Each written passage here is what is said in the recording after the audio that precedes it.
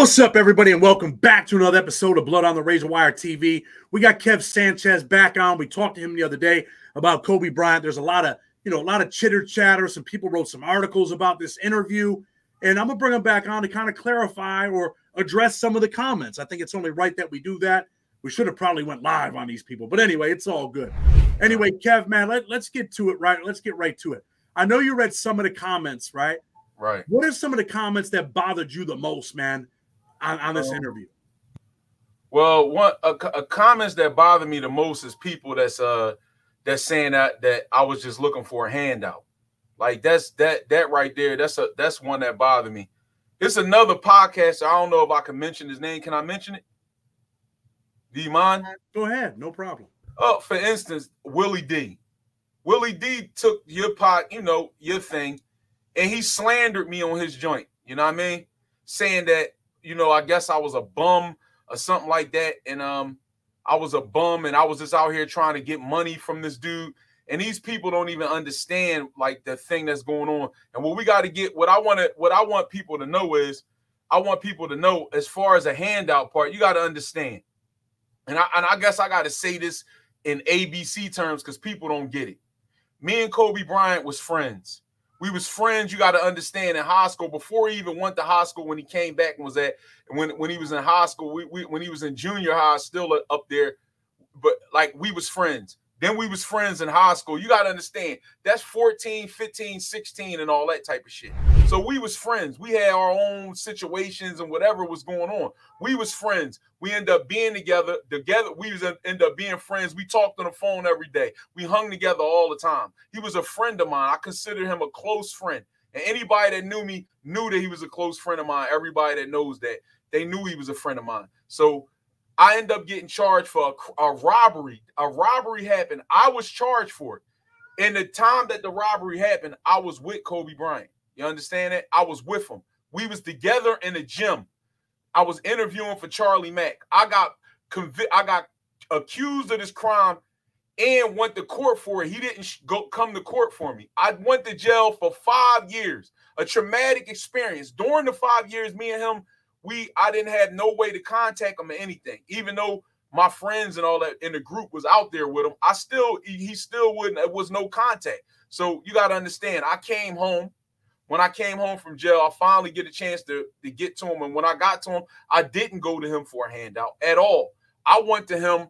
Now I'm asking you, if me and you was if this was you and you was on the shoe was on the other foot, and your friend came to you after going to jail for 5 years, after you went to the league and became whoever you was, and he asked you, look, man, and I don't want nothing. I don't need no handouts, nothing. All I need is a way. I'm trying to do something positive with my life. I'm just coming home from jail, so I want to do something positive. I never asked for a handout, nothing. I'm not that type of guy. So that part right there, that's the thing of the narrative that they paint. And they took your interview, chopped it up, and made it seem like I was hunting this guy for money. That's totally false. I didn't even want no money. I never asked Kobe for a dime in my life. Never want, not one red cent. I asked the man to help me out off of what he is. And can he do? Let's just say he didn't do it. And we still was cool. And he just said, all right, I can't do nothing for you on that type of time. And he didn't do it. And he didn't do it. And we just was cool. And he just acknowledging me or whatever. It would have been nothing. But the way he did me dirty, you got to understand, man, we've been in the trenches together. For him to just do that to me, it was something traumatic to me. You know what I mean? Say this, right? A lot of street dudes should probably understand this, right? And I think I might have mentioned this a little bit, right? I'm gonna give you an example. The musician Jelly Roll, right? He does a lot of shit for dudes that he don't even know that are getting out of prison. Like, he's taking these dudes, they get out, he's getting them like, food vendor carts, helping them with getting their license so they can get out there and do something with their life, right? What does he invest? 10 grand on a dude? And he's helped numerous people doing that. Street dudes probably should be able to understand to a certain extent that you're like, yo, this is my man. Like, I grew up with you. You don't owe me anything. But I do feel like, damn, bro, look out for me. Don't leave me fucked up. We dreamed together. We talked about things together. We were best friends. Like, me personally, I got out of jail, man. I ended up getting a couple dollars. I was able to help my best friend out. He was out here twisted. He wanted a corner store. I gave him the bread. He put the corner store together, right? And I did that to help him. Should Kobe have helped you out? Does he owe you anything? No. Should he have helped you out? I think he probably should have. He was your man. He should have probably helped you out. mean, that's my opinion. I could be wrong. A lot of people get mad and they're like, oh, dude's looking for a handout. Man, I don't necessarily know if it was a handout. You're like, yo, man, I just got out of jail. I'm trying to get on my feet. And in your position, you're saying you're innocent. Only you know whether or not you're truly innocent. But you're like, damn, bro, I went to jail. You know, I'm getting out. You know I was innocent. Help me out, bro. Should he have helped you out? I think he probably should have. Some people might get mad. It's not about a handout. It's about, yo, bro, we dreamed together. You made it. If the shoe was on the other foot, would you have looked out for him? Let's say you just hit the lotto. Maybe you wasn't that great of a hooper. Maybe your rap game was all the way up and you came up. Would you have looked out for Kobe if he was stuck and didn't make it to the league? Yeah, of course I would have, because that's the reason why I called him a piece of shit. Now, we call anybody a piece of shit that leave their friends and do their family dirty, that don't do anything like that. That's just a term of ours. That's what we say where I come from. Dude was a piece of shit. He was no good. That means that's the dudes who ratted or anything like that. He's no good. And people saying that I was just looking for a handout. I never asked him for anything. You got to understand, when Kobe Bryant caught that charge in Colorado, right? Mind you, it was tabloids coming to me. Like, mind you, it was they wanted me to speak on it because they knew we was friends from interviewing other friends of ours that they was trying to get to talk and give up negative stuff on me. I was offered money to talk. I was offered money from tabloids to talk about the situation in Colorado. They just wanted something negative from one of his friends. And they was offering to pay me. Mind you, I'm in jail. So I could have benefited off that money. I never, not once. I said I would never do no shit like that. Never in my life would I ever in my life dare do that. I wouldn't have done it. I was loyal to the guy, even though he treated me bad, and I felt as though I was treated bad. This is another thing I want to address. People saying like, all right, well, why are you talking about it now? You know what I mean? This is a big thing. I seen in the comments, I read some of the comments, people saying, okay, so why are you talking about it now? All right, I'm gonna give it to you right now, Chad. This is what happened. My thing is this: in a tragic situation, when is it an expiration date on the tragic situation? I was harmed tragically. I went to jail for 5 years out of my life, lost my brother. Not only that, I had a record deal when I went to jail. And everything that conspired, it took a lot of my youthful years. So it was tragic. My heart was hurt because I felt betrayed by him. This is just an honest opinion. It's honest. So this is why I even came at it. We was talking about, this is your podcast deals with a lot of people that was incarcerated. I was incarcerated. The way I was incarcerated and how has a lot to do with him. He's intertwined in my story. So that's why his name was brought up, and because this is true stuff. And another thing, the reason why I even was on my mind, it was a lot of stuff going on with like people in the industry. It was a lot of people talking about the situation with his parents, like selling memorabilia and stuff like that. So I hear that stuff. I'm hearing celebrities talking about it, Gilbert Arenas, and people talking about the stuff with his parents selling stuff, and people talking about. I'm not gonna lie to you. That right there opened up some old wounds to me. It made me thinking like, damn, this dude is really terrible. The fact that his parents is out here having to sell memorabilia and shit like that, and the beef that's going on where he did. I know about him because he was a friend of mine. So you got to think that stuff opened up old wounds with me, and it hit a place in my heart. So I felt as though, all right, it's my story. This is part of my story. Why not give my story up? And can't nobody tell me when to tell my story if it's my life. I sat there and told you and told the people that's watching to go and Google the situation. Google the Philadelphia Daily News, Kobe Bryant, Kevin Sanchez. You can get the articles up. A lot of y'all people want to be detectives. Go look it up. This is not nothing fake. I've been having people coming on my page threatening me and everything. Threatening me. Oh, you lying on the beam. It's on and popping. They don't even know. Like, I'm with all of that, my man. I'm not lying to you at all. This is full-fledged shit that I'm talking about. I'm not lying about none of this. Another thing that I want to address is the fact that people, you got to understand, this happened in 1996 when this crime happened. I lived my life. I lived my life. I went through my trials and tribulations. I never talked about this, nothing. I never done nothing. I never was looking for him no more. Once his cousin told me, look, man, leave that shit alone. I left it alone. I lived my life. I got my CDL, started my own trucking business. Ask anybody who got a trucking business how much money they make. What's wrong with y'all people talking about I'm looking for some fucking money? I'm not looking for no money from this, nothing like that. I'm just giving my life. This is my story. Let me say this too, so people do know. Like, I don't pay people for interviews. You know what I mean? I don't do that. So you didn't get paid by me to even come on the show. You could have went and did this on ESPN for some bread, probably. I didn't, because it wasn't even about that. You know what I mean? It wasn't about that. It wasn't about that. I just did this because it was weighing heavy on my heart. A part of my healing process is speaking it. Do people get penalized that stuff happened to them when they was kids, that somebody did something to them, and it comes out 30 years later and they sue these people and make money out? Are they penalized? I'm a man, just because I'm a man, big burly man, I don't have feelings in my heart that one of my friends betrayed me? Like, I felt betrayed. They don't understand how that feel. Betrayal is a different joint that these dudes will never understand. And to say that I was looking for a handout when I'm coming home from going to jail for 5 years, I'm coming out here with nothing. My friend, who was a friend of mine, who I spoke to and was around, and he was a good friend of mine, is a millionaire. And all I asked the nigga was to help me out with an opportunity to better my life positively. That is wrong for me to ask that.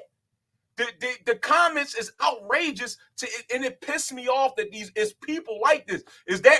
I'm gonna ask you a situation, Chad. Now I'm gonna ask you, if this was you, let's just put yourself in my shoes. If one of your friends did that to you, right? Y'all was together during a crime happening, right? Let's just say it's me and you. Me and you was together. We was somewhere else in a gym, somewhere shooting basketball, whatever. A store was robbed. You was falsely accused of the robbery. I'm a star. I can help you get out of the robbery by coming to court and saying that you was with me, right? But I never do it because I'm of my image. I'm trying to protect my image. And you go to jail and do 5 years. When you get out, you come to me and say, yo, Kev, I'm trying to better my life, man. And first thing, you come to me and I'm telling you, look, man, I'm sorry, man. You know I couldn't come to court. And then you say, look, I'm not worried about that. I did the time. That's over with. Let's move on. All I need is an opportunity. Put me in a position where I could better my life, man. That's all I'm asking, man. I don't want nothing else. I went to jail already. I'm just coming home. I don't really have nothing right now. And then you say, I tell you, yeah, I'm going to do it. And then I just shit on you. Like, how would you feel?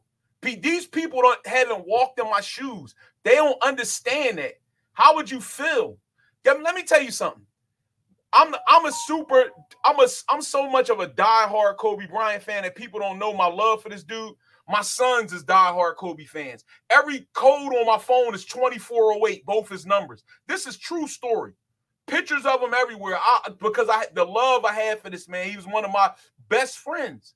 I looked at him as a brother. We talked and everything. I looked at him as we was close friends.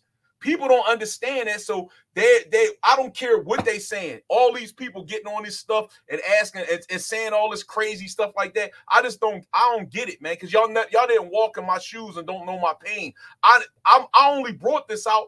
I only brought this out because what I just told you, like, I felt as though it was my time to talk about my story, man. I seen this stuff happen and open up old wounds, and this was a story about jail, so I did the interview, and that came up because it's my life. They don't understand it. They don't understand it, man. Like, just tell me this. Name me a person you know that made it as big as that. Like, these people don't even care. This dude's parents out here selling memorabilia and all that type of stuff, right? They look at this guy because he's a superhero, and it's just like they can't do no wrong. They do wrong too. All these dudes got skeletons in their closet. He threw Shaq right under the bus for that's a known thing. He did that. They forget everything because I'm a nobody. I'm a regular guy. Mind you, I made a good living for myself and I went to jail and all my tragic situation. My story came out good. Both my sons went to college. Like, one of my sons drive a truck. My other son does what he do. Like, when he got his own stuff going on, I'm fine. I'm fine in life. My life is fine. They acting like I'm just some miserable, messed up person. That's something that just pissed me off, Chad. This right there. So let me ask you this, right, Kev? This is what I get from it, right? You felt like, yo, this dude was your brother, man. Like I said, you guys dreamed together, man. He made it. You didn't. You end up going to jail. You asked me a question. Would I have came and testified for my best friend, and if I knew he was innocent? I mean, I could say that in hindsight, right? I believe I probably would have, because that's the type of dude I am, right? But not everybody's the same type of person. And he wanted to protect his image. He wanted to protect, he's looking at his future like, would it have messed up his image? Probably not. It probably wouldn't have hurt him. But being young and his parents wanting to protect him, or his mom at least, they're like, you can't do this. So he feels guilty and he pays for a lawyer, whatever. He's like, damn, I probably should, but I can't because I got, this is my career. This is my life. It could hurt me, and it probably couldn't hurt him. It probably would not have hurt him in any way. But I mean, I can understand your pain to a certain extent where you're like, this was my brother. This was my best friend. You keep referring to him as, you guys were good friends, but really, he was really your best friend. And you kind of like, I think that you kind of looked out for him a little bit, right? Because like you said before, he wasn't really no street dude, right? No, he was kind of a good kid, right? Right. But you got to think also, if you're looking at myself, like now, me, if you go to check, I'm a good kid. You know what I mean? I just was a street. I'm from the hood. So me being in the hood, it's a difference between a hood nigga and a street nigga. Like, you know what I mean?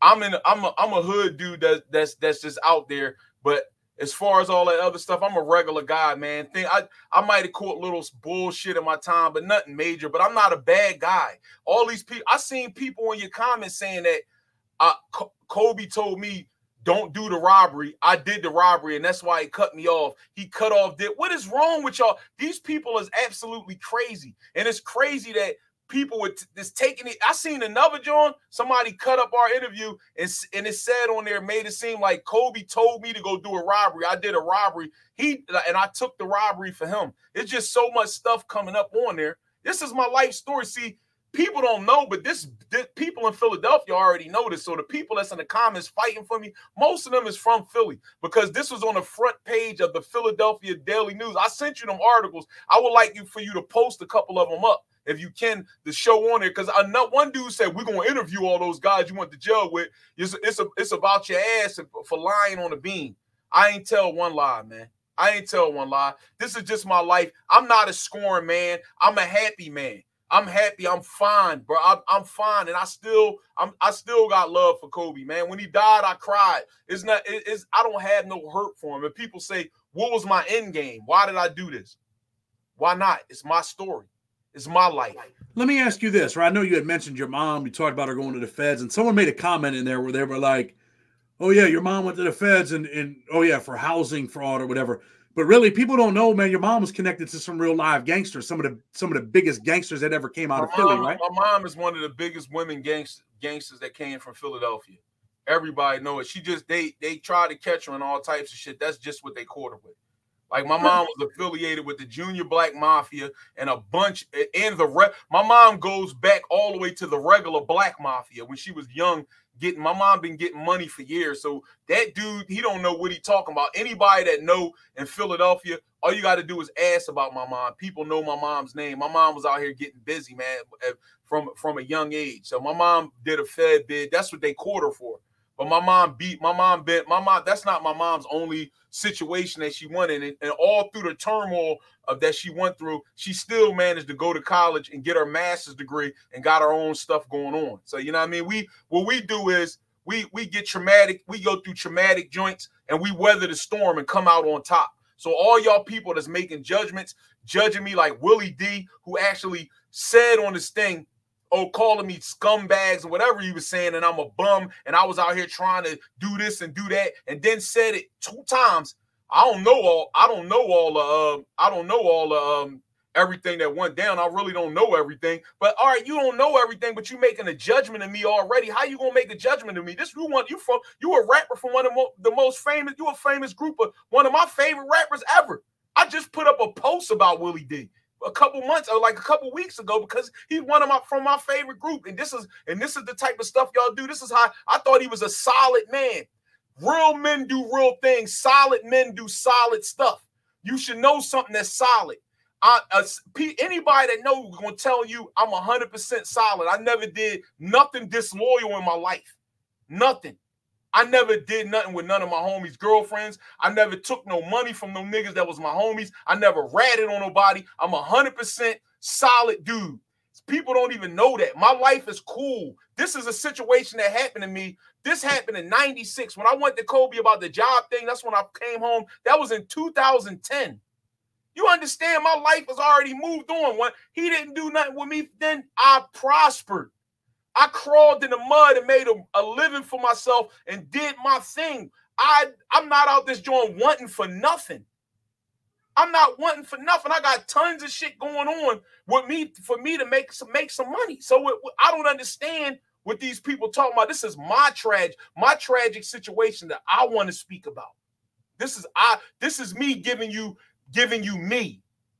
And I bottled this up for years. This has been bottled up in me since 1996.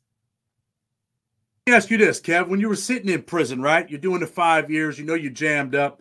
You know, you say you were innocent, so you're sitting in there as an innocent man like, damn, man, I'm twisted. Were you thinking in your mind the whole time you were in jail, like, yo, I'm all right. I'm going to be good. My man made it. He's in the league. I know when I get out, he's going to look out for me. I'm good.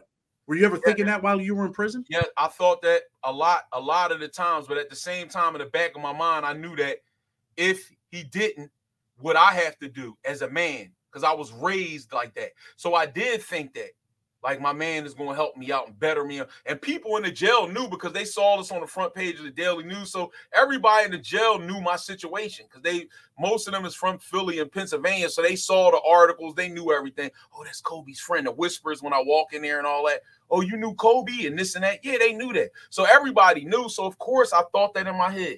And then when I finally get to come out and I go to this man and I waited out there. And I went to him and I said, Kobe, and he tried to, oh, man, listen. When I walked up to him, Chad, I lied to you not, man. I'm Muslim, man. As Allah is my witness, man. I'm not lying to you. He said, Kev, I swear, man, I should have came to court. I understand the pain. He went into that mode. And guess what I said? Bean, don't even mention that. I did that time. That's over with. Now it's all about, it's not now. It's just let's move on. I said, I don't want nothing from you, man. I never asked you for a 10 cent in my life, not one red cent.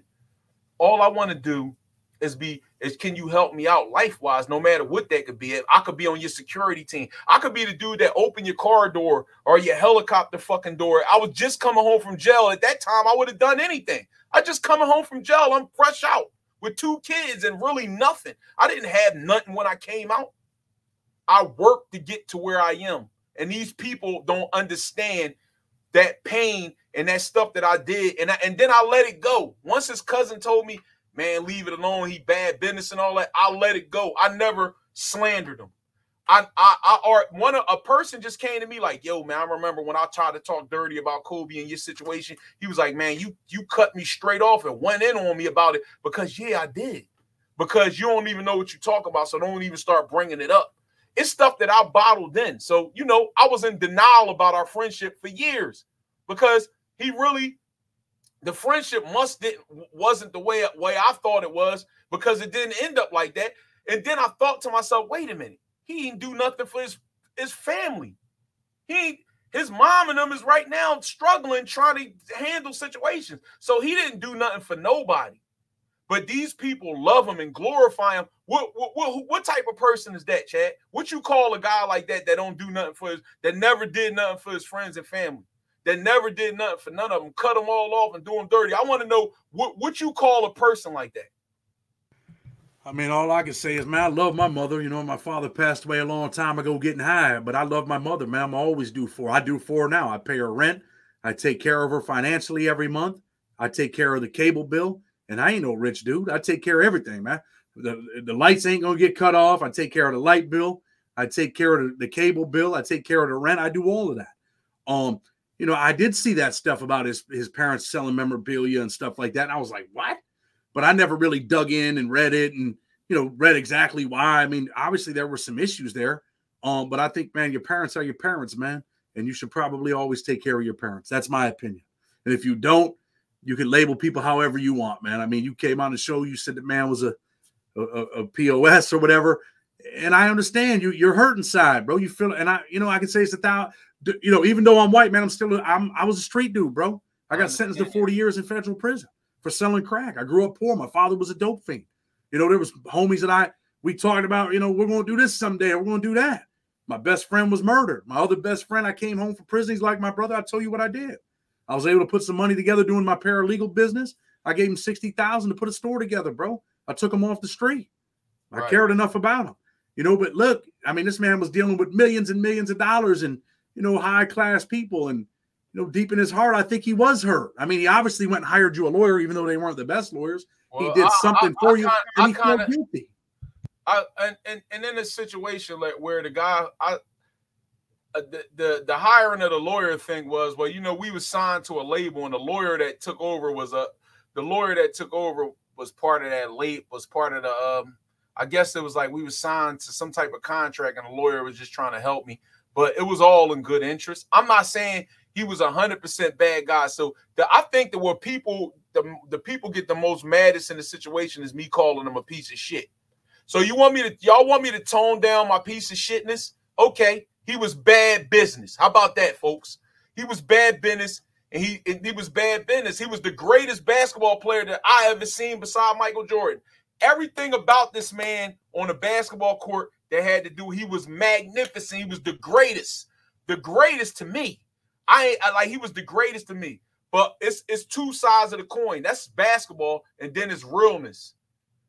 When it came to being realness, he wasn't as good on the court as he was off the court. And then people say, oh, why you bad mouthing the dead? We could talk good about the dead, but we can't say nothing bad about the dead when they wronged you in some type of way. Who makes these rules up? I understand it. I ain't trying to capitalize on his death. He's been dead now for 3 years. I mourned when he died. Like, that was a tragic situation. I got a daughter and all that I just had. That's 5-6 years old. That was insane to me, man. I wish that never happened. I wish me and him would have none of this fallout would have happened. I wish none of it happened.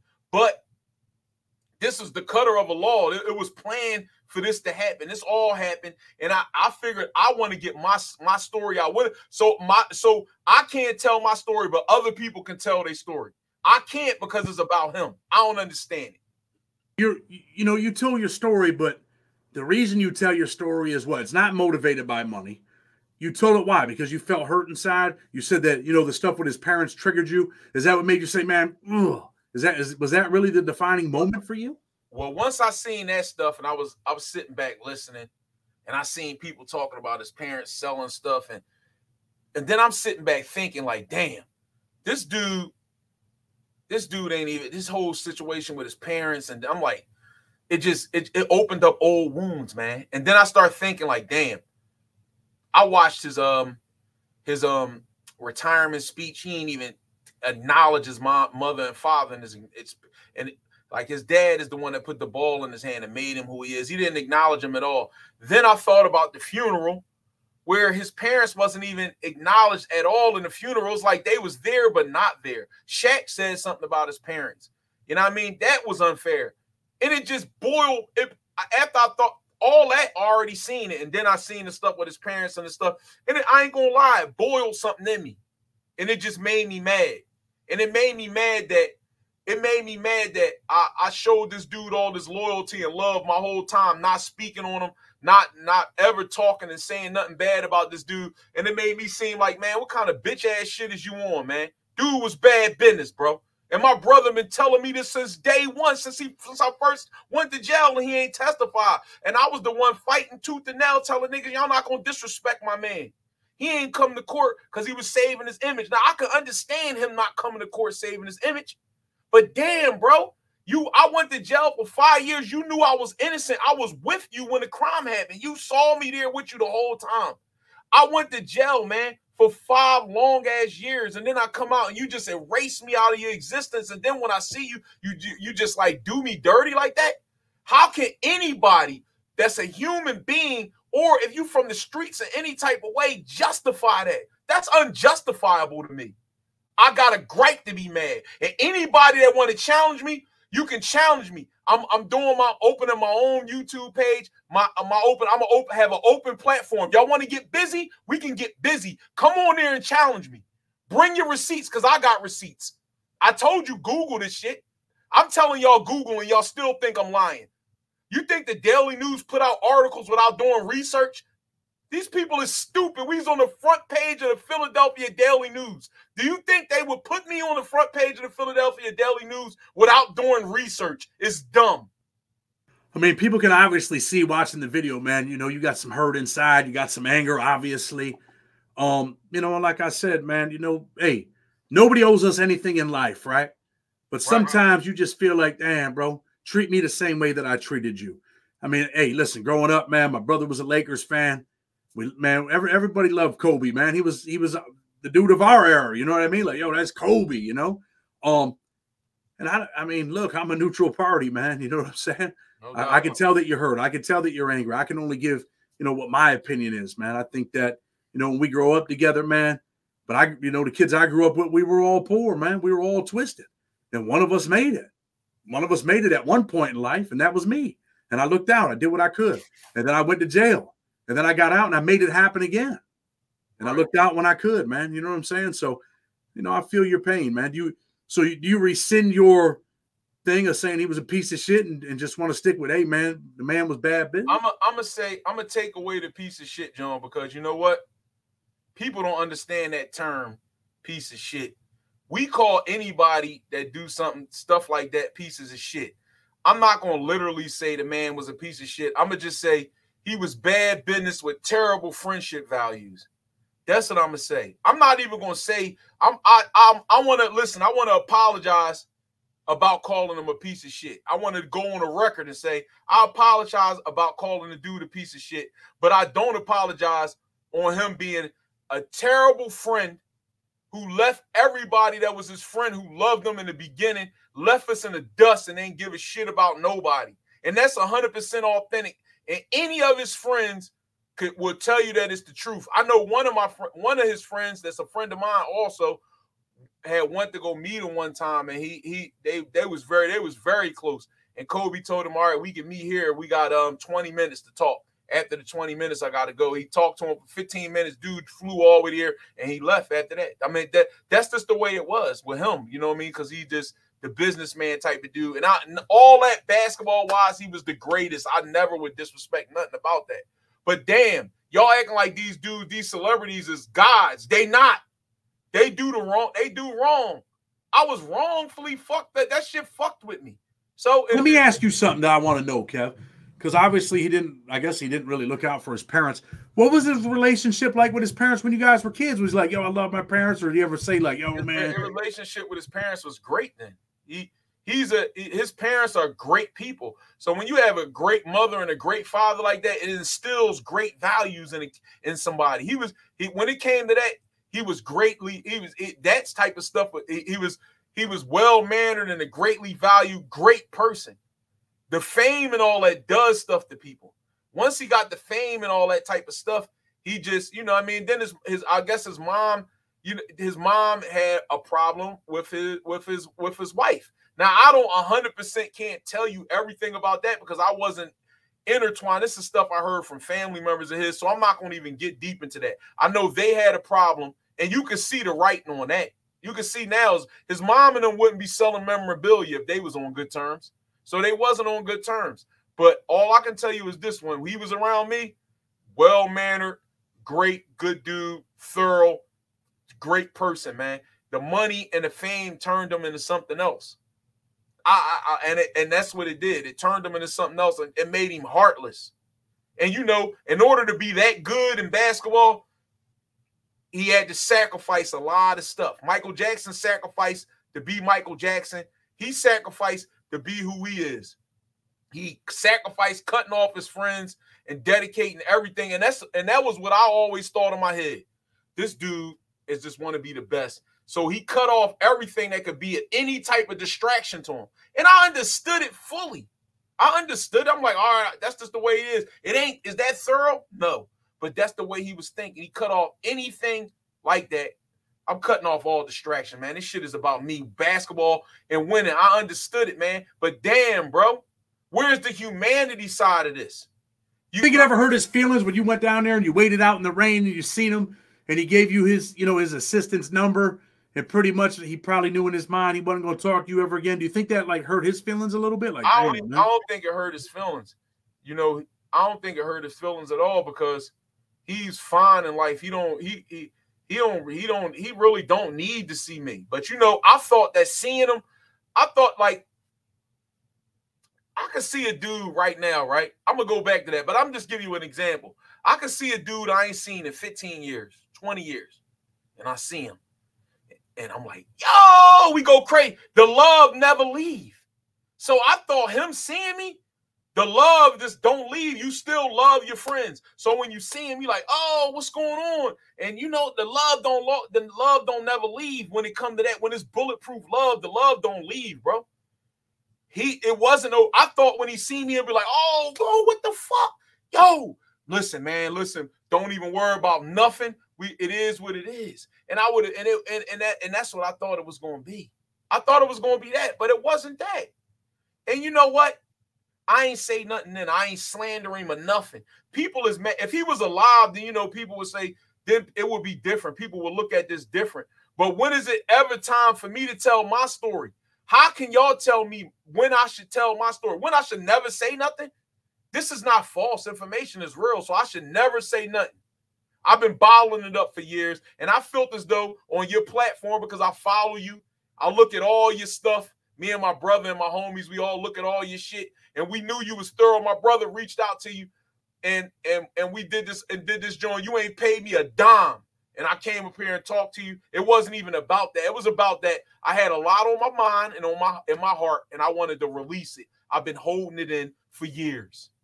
It's part of me healing myself. And any of y'all that's on these tabloids or anything like that, that got something to say about it, I don't give a hell what y'all got to say. Y'all never walked in my shoes. Y'all never had a friend like him, and who you was around, who was really his friend, and you went to jail for 5 years on his watch. He was with me like during that time. We was together. He could have got me out of it. And I still didn't say nothing about that.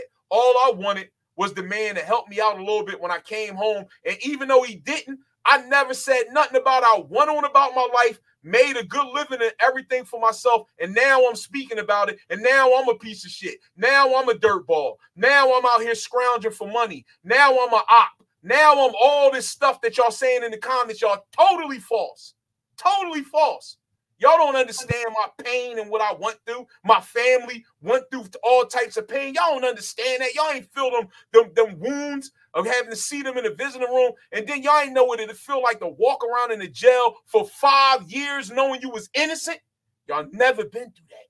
You ain't got that in y'all. Y'all would have told. Y'all would have ratted because y'all ain't that type of, y'all don't got that type of integrity and respect for yourself. And any man that's out here that got respect for themselves and is a respectful dude will hear what I'm saying and understand this authentic speech. It is nothing false about what I said.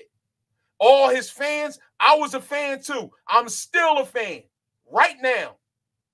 So y'all can say what y'all, our beef is, I had a problem with him. Now I got beef with his fans because I have a problem with him. No, I had a problem with him. This is real. Y'all didn't know him. Y'all wasn't around him in a Land Cruiser. Y'all wasn't around him freestyling in school. Y'all wasn't around him going to go eat at McDonald's and we ain't had no money and we putting up $6 in a pot and buying motherfucking burgers off the dollar menu. Y'all never been through that. Y'all ain't been through that. Y'all ain't been through none of that. Y'all ain't been through none of that. Y'all don't even understand. I remember one time, I'll give you a quick story. One time I brought a girl up to the gym we all be with. We was all in the gym together with us and they're playing basketball and all that. And one time I left this girl around it. I ain't even care. She was a little freak, a little slide. He ran down on her, snuck and did it. It didn't bother me. I walk in there, he greasing her. I thought it was like this. This was my man. We laughed together. We freestyled together. We talked together on the phone about basketball shit and about real life situations. Y'all don't understand that. When you don't got that bond with a dude, if one of your homies did this to you, you will lose your mind about it. But since it's Kobe Bryant, I'm the sack of shit because I want to talk my story. That is crazy. All y'all in the comments ought to be ashamed of yourself because y'all don't even understand realness. And I understand it because a lot of y'all's Poindexters. Y'all don't understand it. Y'all never understand it. Y'all Poindexters. You know what I mean? I'm an alpha beta. Like, y'all never go understand the way I think and the way it goes, the rules and everything of friendship, y'all not gonna respect it. Y'all never been there and done that. It's me to tell y'all, guess what I don't care about? Y'all taking Chad's interviews and breaking them into pieces and making me look like a bad guy. Guess who don't care? Me. I don't care. Do what y'all want to do. I spoke my truth. I spoke my story. I live and die on it. And any of his family or anybody want to challenge me, let's meet together on a platform and we can go to war. It is what it is. Kev, listen, man. I appreciate you coming on, man, and telling, you know, your story and how you feel, man. Before we get ready to go, I mean, you said a lot, bro. I'll let you take over. It should have been your fault, man. My fault, man. But my fault. It's all good. You're passionate, man. You're passionate. Yeah. Your feelings are hurt, bro. I don't give a fuck what no one says. It hurts your feelings, man. Right. But anyway, before we go, do you have anything else you want to say? I gotta say that just watch the platform. I'm gonna do a mini doc on my whole situation of everything that was going on. I want y'all to understand that I'm a real person, man. I'm a real live person who took a bad situation and made good out of it, man. I'm a positive person who put his kids through college, got his own business. Everything is fine in my life. I don't want no handouts. I don't want no money. I'm not here to do none of that stuff, man. I made a good living for myself from a tragic situation. Give me that respect. Give me that respect. Y'all can't even give me that. I did 5 years in jail for nothing. I went to jail for nothing. My brother got killed, murdered, while I was in jail. Murdered. Do you understand that? I got all types of feelings that went through my body. And I couldn't get with this. My man, who I thought was my man, who made promises to me, didn't keep his promises. And guess what? I'm not scorned about it. I'm not scorned. This is just something I'm talking about now, but I'm not mad. Go upstairs in my house right now. I got posters and pictures of Kobe up there because he's my favorite player. He was my homie. It's nothing scorned. So all of y'all saying I'm scorned and I hate this man, fuck y'all. I'm sorry. Can I say that? I mean, you say what you say, man. Because it's not like that. I got love for this guy. It's just that my part of my story and me to get to where I am, that was an obstacle that I had to leap, and I leaped it. And I leaped it good. I fucking hurdled that motherfucker and made a good life for myself. And this is not nothing scorned. I weathered the storm on that. The storm is weathered. I made a good thing. That happened then. I can't speak about it now. But Cassie can speak about shit now that happened with Puffy in the past. Dudes that was touched on by priests can speak about tragic situations that happened 30 years ago. It's no problem. Bill Cosby went to jail for people talking about shit that happened all the way back in the Cold War sometime when Bill got charged for shit. They can do it, but I can't speak on it because he's your hero. He's Kobe Bryant. No, it don't work like that. There's no expirations or tragedy in my feelings, man. Bottom line. Well, listen, man, I appreciate you coming on, man. You know, you came out, you said your piece, said how you feel, you responded to the people. Now they understand, they understand maybe a little bit better. Definitely appreciate you coming on. But tell people, if you like what we're doing, man, stay tuned. We got more coming. Maybe not with Kev on this subject, but other subjects. Blood on the Razor Wire TV. Listen, you a solid dude. Me and my brother always said, you a good dude, man. For real. Yeah, I appreciate you, brother. Hey, I spend my days getting people out of prison that deserve a second chance. That's what I'm doing. I respect that, man. YouTube is secondary, bro. I'm a paralegal service, man, and freedom fighters, and that's what we do. We get people out of jail. But anyway, man, appreciate you, man. Blood on the Razor Wire TV. Until tomorrow, with respect, we're out.